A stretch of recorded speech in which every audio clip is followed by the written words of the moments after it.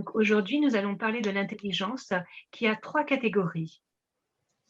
So, in 3 categories are, they have something called the IQ, the intelligence quotient. Alors, ces 3 catégories, eh bien, on les présente en quotient.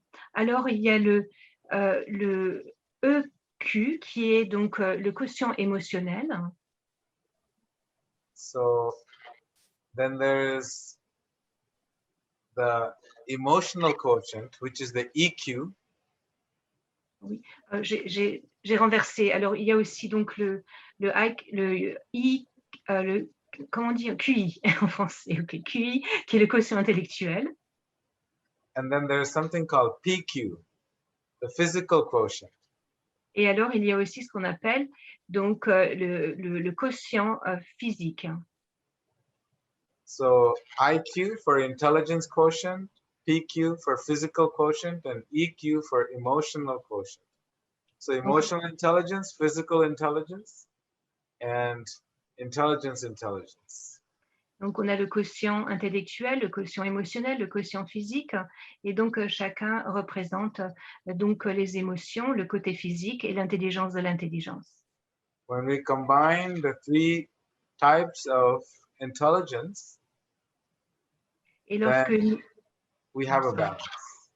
Et lorsque nous combinons ces trois types de quotients, eh bien, nous pouvons atteindre l'équilibre.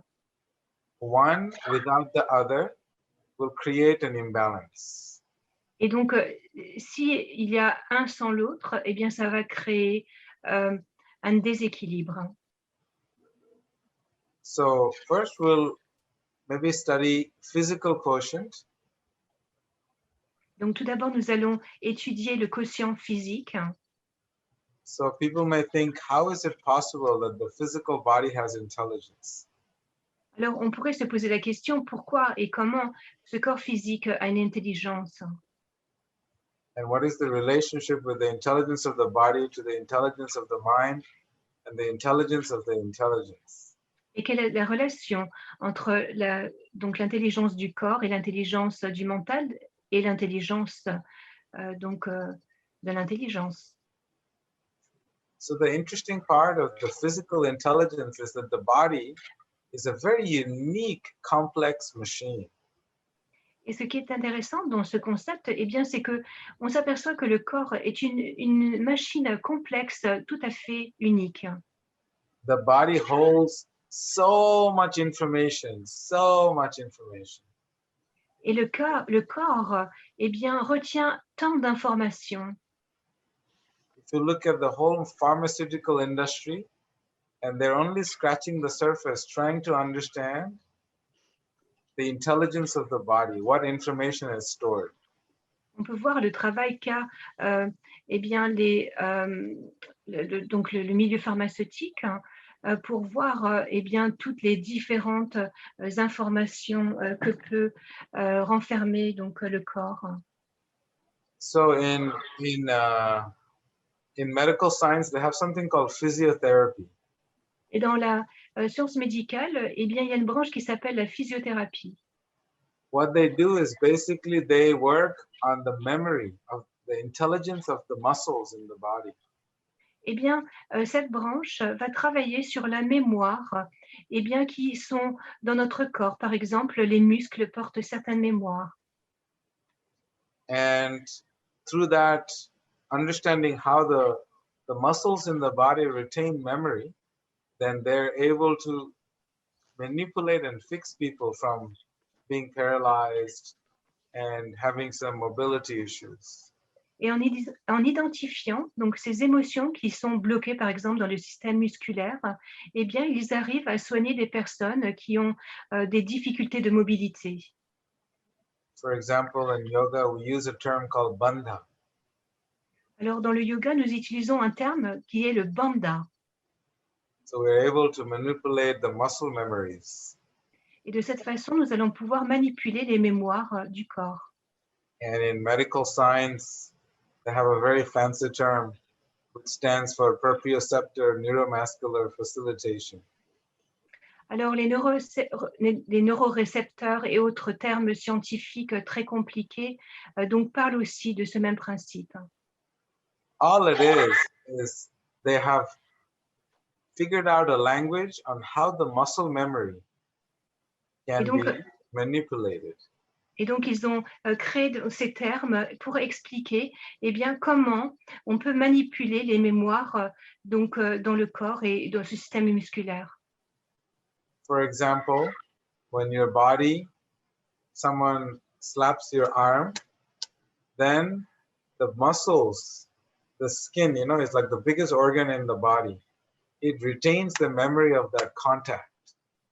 Par exemple, si vous tapotez eh bien, votre l'avant-bras, eh bien, le système musculaire va retenir, et la peau aussi va retenir donc la mémoire eh bien, de ce tapotement. When you're sitting on your chair and your mother comes from the back and she puts her arm on you, you don't even have to look back, you know it is your mother. Et par exemple, si votre maman vient derrière vous et pose ses deux mains sur vos épaules, eh bien, vous n'avez pas besoin de regarder. Vous savez au toucher eh bien, que c'est votre maman qui a posé ses mains sur vos épaules. How did you know? Comment est-ce que tu savais? Because those muscles have retention of memory of all the contacts that your mother has had with you. Parce que ce système musculaire, eh bien, il a retenu, il a une mémoire qui lui permet de se souvenir eh bien, du toucher de cette maman. So your body doesn't tense up and react and tries to go on a survival mode. Et en reconnaissant eh bien, ce geste de cette maman, eh bien, ça va empêcher le corps à se raidir et à être tendu parce qu'il se demande qui le touche et de se mettre sur le mode de survie. So every physical contact, there is a muscle memory that is retained. Donc pour chaque contact physique, eh bien, il y aura une rétention de mémoire dans le système musculaire. So taking care of the body, doing exercises, yoga, these are part of building your physical quotient. Et c'est pourquoi la pratique du yoga et faire de l'exercice eh bien, font partie des activités qui vont nous permettre de développer notre quotient physique. So this is only one dimension of it, the physical dimension. Et ça, ce n'est qu'une dimension de ce quotient physique, The intelligence of the body. de cette intelligence du corps. And then there is the emotional quotient. Et puis, il y a le quotient émotionnel. To understand how emotions also are able to retain memory. If you hurt me once, then I never forget. Et de la même façon, eh bien, il va y avoir une mémoire qui est stockée. Par exemple, eh bien, si tu me blesses une première fois, eh bien, je vais m'en souvenir la prochaine fois. You may slap me, I may forget, but if you emotionally hurt me, I never forget. Et It's si so tu me tapes, sorry. Et si tu me tapes sur la main, ben peut-être que je vais oublier ce geste, mais par contre, si tu me blesses, eh bien, émotionnellement, eh bien, ça, je ne vais jamais oublier. And this emotional quotient is very important, extremely important. Ce quotient émotionnel, il est très important, extrêmement important. You may notice sometimes when some untoward incident happens in your life, and sometimes you can break, you can crack, or you can come out stronger. Eh bien, vous avez sûrement des exemples dans votre propre vie, dans ce style d'expérience où vous en êtes sorti ou bien, on va dire, brisé, ou bien complètement cassé, ou bien vous en êtes sorti plus fort. This is called emotional intelligence. Et ça, c'est l'intelligence émotionnelle qui va définir. Sometimes when you apply for a job, one of the questions in job interview will ask you, have you ever failed in life? Et lorsque vous allez à une interview de travail, eh bien, la première question qu'on va vous poser, est-ce que vous avez déjà eu des défaites dans votre vie? If you say you never failed, they may not hire you. Et si vous leur dites, leur répondez que vous n'avez pas eu jamais eu de défaite, eh bien peut-être ne vont-ils pas vous donner ce travail. If you say, yes, you failed, and you picked yourself back up, it shows that you have emotional intelligence, you have resilience to come back. Par contre, si vous êtes passé par des épreuves et que maintenant ils peuvent voir que vous êtes de nouveau sur vos deux pieds, eh bien ça montre que vous avez cette capacité de résilience. And so this technique is used in the military quite a lot. Et cette technique, elle est largement utilisée dans le milieu militaire. They check your emotional quotient as the main factor, not intellectual quotient.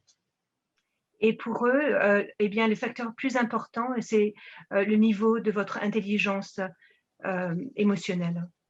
Because emotional quotient shows that you have been able to deal with different adversities in life and still stand strong to fight life again.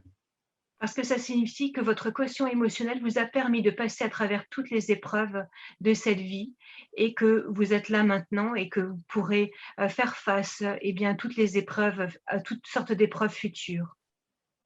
So I think we give a very simple example of this, how life is like hot boiling water.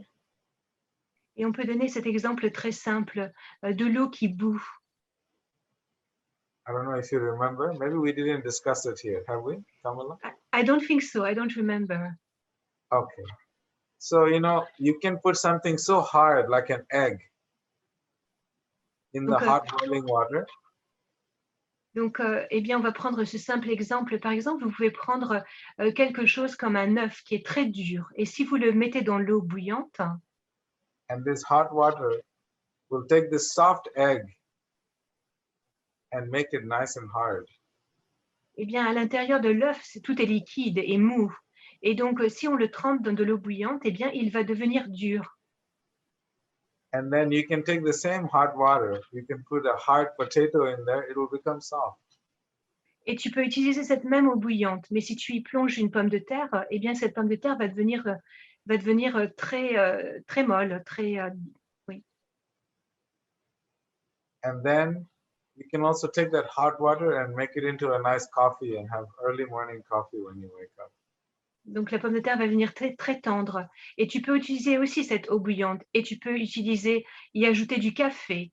Et cette café te donnera eh bien, une boisson pour prendre ton petit déjeuner avec beaucoup de senteurs, beaucoup de parfums. So you have to gauge yourself. How do you deal with adversity in life? Are you like a potato? You just become mush, you break down and dissolve, become soft, or you become like an egg that becomes very, very hard. It's soft, inside it's just gooey, but as soon as you boil it, it becomes hard. Or do you take life and make it into something very beautiful, hot coffee, Everybody likes to drink. I mean, I don't drink coffee, but people in general like to drink coffee. Alors, c'est bien de se poser de la question ou bien de voir comment eh bien, on réagit dans l'adversité. Est-ce qu'on devient comme une pomme de terre qui, si on la cuit de trop, va s'effondrer en purée? Ou alors, eh bien, avec l'œuf, ça va nous durcir? Ou bien avec l'exemple du café, eh bien, ça va donner une boisson qui a un très bon goût. Personnellement, moi, je ne bois pas de café, mais dans le monde où on vit, la plupart des gens apprécient énormément cette boisson. So emotional quotient is very, very powerful.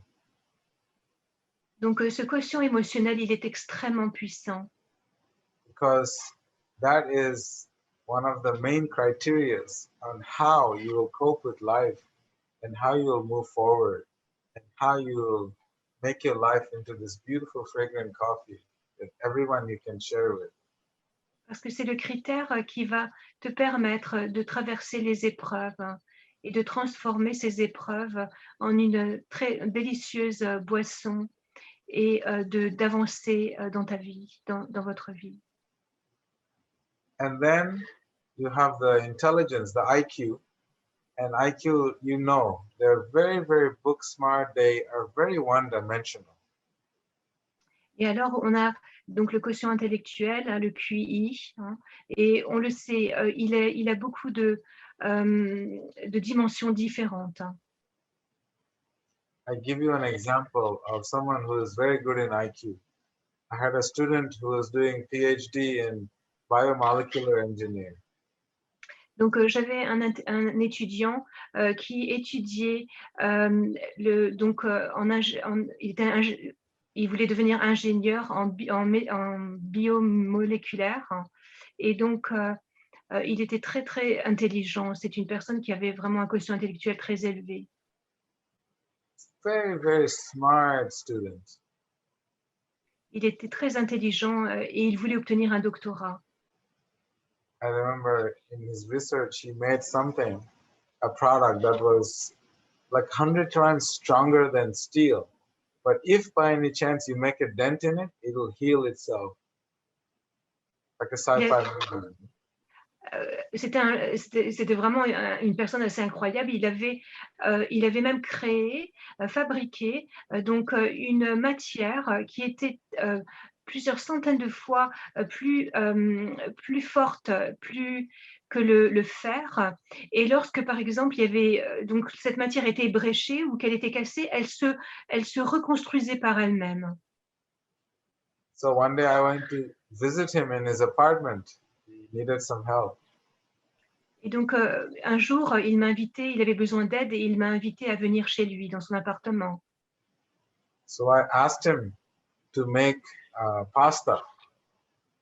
Et alors, il voulait cuisiner pour moi et je lui ai demandé de faire des pâtes. He asked me, how do you make pasta? Et il m'a demandé, oh, comment est-ce qu'on fait les pâtes? So I told him, you take a pot, put some water in it, and then you boil the water. Et donc, je lui ai expliqué, je lui ai dit, écoute, tu prends juste une casserole, tu fais bouillir de l'eau. And by the time you boil the water, I will be there. But if I'm not there, you can put the pasta in the water. Et je lui dis, écoute, mais quand l'eau va bouillir, alors je devrais être chez toi et je m'occuperai de tout. Mais si tu vois que je ne suis pas là, alors mets les pâtes dans l'eau et j'arriverai. So in about 10-15 minutes, when I arrived in his apartment was almost in fire, in flames. Et 10 ou 15 minutes après, quand je suis arrivée, son appartement était pratiquement en feu. Because the pasta was boiled to the bottom, there was water, was completely gone, and there was about to have a fire in the pot. You know? Parce que l'eau s'est évaporée et donc les pâtes avaient collé dans le fond et elles commençaient à brûler. Et il y avait toute la vapeur d'eau et toute la fumée des pâtes qui brûlaient. It was so hard for him to see how simple it is because they're used to thinking very complex. Everything has to be so complex. Parce que son dispositif de pensée est tellement complexe, eh bien pour lui, c'était trop compliqué de penser simplement, comme cuisiner des pâtes, par exemple. He may be good for working for NASA, but he may need someone to help him cook at home and feed him. Alors, il était parfait pour travailler pour la NASA, mais il a probablement besoin d'aide pour quelqu'un à la maison, pour l'aider à cuisiner. See, intelligence, there's two problems with intelligence. Alors, il y a deux problèmes avec l'intelligence. When you become too intelligent, you start to analyze everything in this world and you give the intelligence the idea that you can accomplish anything in the world. Alors, quand tu deviens très intelligent, alors tu penses qu'il n'y a rien dans ce monde que tu ne pourras pas accomplir. And that idea that you can accomplish anything in the material world creates a sense of ego there. Et le fait de penser que, eh bien, tout est possible pour soi dans ce monde matériel, eh bien, va créer un problème d'ego. The higher you are in the material intelligence scale, the lower you get on the spiritual scale. Et le plus haut, eh bien, tu vas aller sur cette échelle du quotient intellectuel et le plus bas, tu vas descendre dans l'échelle de l'humilité. So therefore, just having IQ it's actually a handicap. Et c'est pourquoi, si nous n'avons que notre quotient intellectuel qui est développé, eh bien, ça devient un handicap. So because your ego grows up and there is no room for spiritual growth. Parce que ton ego, ton faux ego, eh bien, grandit tellement qu'il n'y a plus de place pour le développement de la vie spirituelle. So our sages are always recommending the balance in life, most important. Et c'est pourquoi, eh bien, il est recommandé dans cette vie de trouver un équilibre. C'est le plus important. There is a common problem that happens in spiritual institutions and religious institutions. Et l'on voit que, eh bien, il y a un problème récurrent et qui est commun à tous les organisations religieuses ou spirituelles. They forget the physical, they forget the PQ, they forget the EQ, and they forget the IQ, and they go straight high up in the sky. Alors, ils vont oublier le quotient intellectuel, oublier le quotient émotionnel, le quotient physique, et ils vont se diriger immédiatement vers le ciel. They tell you, don't think, it's okay, you don't have to think. I'm just telling you, you just follow. Et on vous dit alors, ne t'en fais pas, vas-y, c'est bien, tu dois juste pas penser et juste faire ce que je te dis. And every time you have anything emotional, something in your mind that's disturbing you, the common response is, you're not this body. Why are you being so mental? Et dans ces organisations, eh bien, lorsque vous avez un problème émotionnel et que vous êtes dans la souffrance et que vous l'exprimez, eh bien, on vous répond que vous n'êtes pas ce corps et que cette souffrance est au fait juste une illusion. And then if you ever get physically sick, you hurt your toes or something like that, they just tell you, you're not this body. Et alors, si vous tombez malade ou bien simplement vous vous êtes fait mal au doigt de pied, eh bien, on vous répond que vous n'êtes pas ce corps. So what happens is we are not given this opportunity. Krishna explains in Bhagavad Gita, Dadami Buddhi Yogam Tam Yena Mam Upayantite. Et donc, dans la Bhagavad Gita, il est expliqué que de cette façon, eh bien, on ne nous donne pas l'opportunité That the intelligence has been given to you, by applying these 3 levels of intelligence, you'll actually be able to achieve the highest spiritual bliss. eh bien, la possibilité d'atteindre ce plus haut niveau de félicité spirituelle, eh bien, parce que à travers l'intelligence, on ne nous a pas permis de développer le quotient intellectuel, physique ou émotionnel. So it's important to understand the position of intelligence. It Et is c'est so vital. Et c'est pourquoi il est si important et vital de comprendre la position et le rôle de cette intelligence.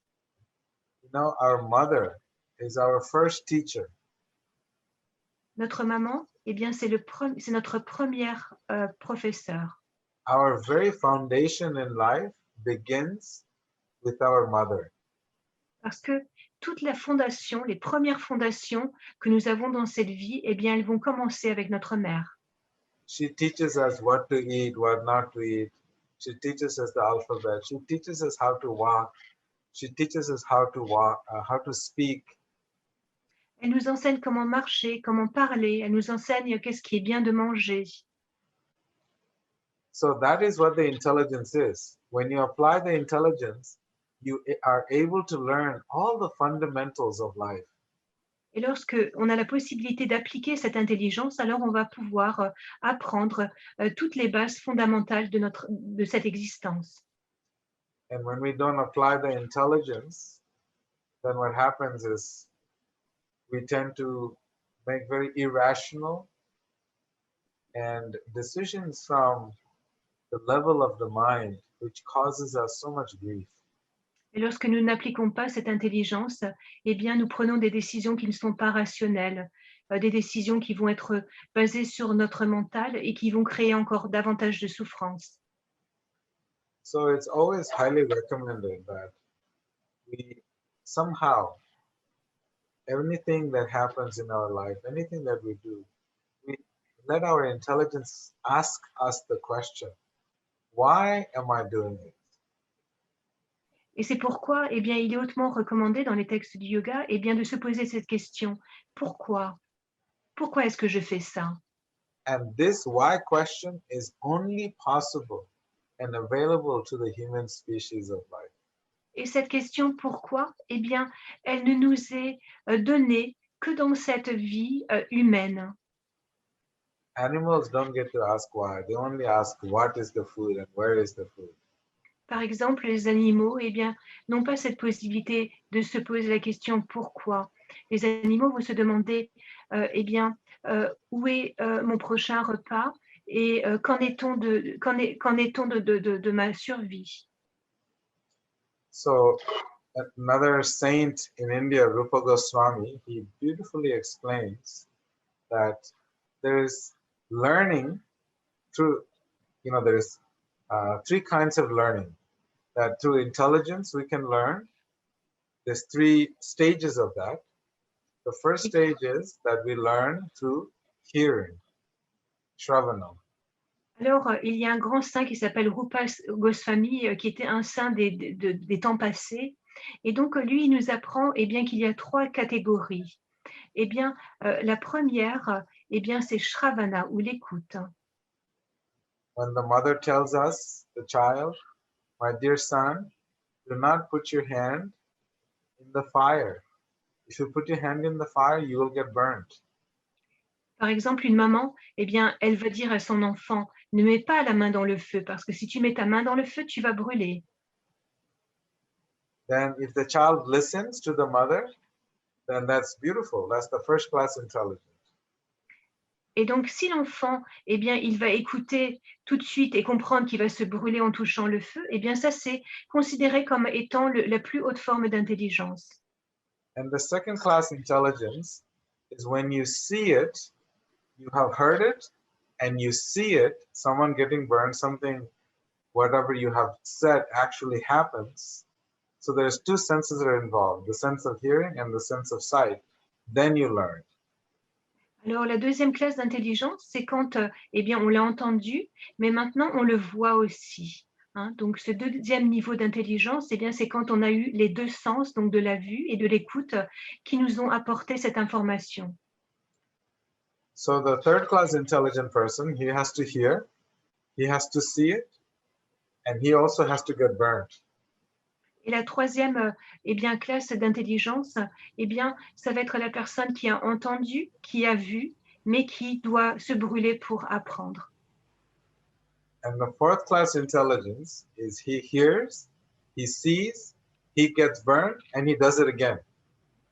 Et donc, la quatrième et dernière sorte d'intelligence, eh bien, c'est lorsque bien on va entendre, on va voir, on va se brûler, et pourtant on va le faire encore. So this, we can gauge ourselves, what level of scale that we are at. Et de cette façon, on peut se rendre compte, eh bien, comment on gère cette intelligence. So I remember we used to do this quite a lot. We used to analyze, ask people, and you can hear how many relationships they have gone through, how many heartbreaks they have gone through, and they still try, and they still try. And there isn't a full application of the whole process of that experience. Et avec mes étudiants, eh bien, de nombreuses fois, nous nous sommes réunis eh bien, pour voir comment, par exemple, dans nos relations, hein, par exemple, bien maintes fois, on se retrouve dans une situation avec un partenaire de vie et on continue à choisir des partenaires de vie qui sont similaires. Donc, c'est intéressant de voir notre fonctionnement et de le comprendre. For example, I tell the students that, most students, they go party and they get drunk. And after that, they get so much drunk, they throw up, they vomit all this thing that they drank. And then next weekend, they forget. And the next weekend, they do the same thing. Et That the parfois, lesson wasn't learned. Parfois, certains de mes étudiants, j'ai vu, ils vont sortir le week-end et ils vont boire et ils vont devenir complètement saouls, puis après ils vont vomir et ils reviennent complètement malades. Et la semaine d'après, eh bien, qu'est-ce qu'ils font? Eh bien, de nouveau, ça recommence. And their intelligence is such, they even try heavier intoxication, and then they will try heavier and heavier. They will try all these drugs because it's the same principle. The intelligence is not very high class. So we have to qualify our intelligence to see how much we can learn just through Shravanam. Et dans le monde des étudiants, eh bien, on voit, ils vont donc faire des parties avec de l'alcool et puis ça va aller vers la drogue et vers des drogues de plus en plus fortes. Et on voit que c'est vraiment quelque chose qui se passe dans le monde. Et c'est pour ça, eh bien, qu'il est important eh bien, de développer cette intelligence afin ou de mettre à partie cette intelligence afin que lorsqu'on entend quelque chose, eh bien qu'on prenne nos décisions par rapport à la connaissance ou l'information qui nous a été donnée par l'écoute. So in yoga, we have a very three beautiful steps to build our PQ, our EQ, and our IQ. Et donc dans le monde du yoga, eh bien il y a trois steps, très beaux pas, pardon, trois pas pour eh bien gérer donc et développer ce quotient émotionnel, intellectuel et physique, hein. So there we have something called the three S's. Et c'est ce que nous appelons les trois S. One is the seva, one is the sadhana, and one is the sangha. Alors, le premier, c'est le seva, et puis il y a le sadhana, et puis il y a le sangha. So when we do this three on a daily basis, you build up your PQ, you build up your EQ, and you build up your IQ, and everything becomes very beautifully balanced. Et donc, en pratiquant eh bien, ces trois S, sangha, seva et sadhana, eh bien, nous allons développer ces trois formes de quotient, hein, émotionnel, physique et intellectuel. Et eh bien, nous allons obtenir et atteindre graduellement une stabilité. So there was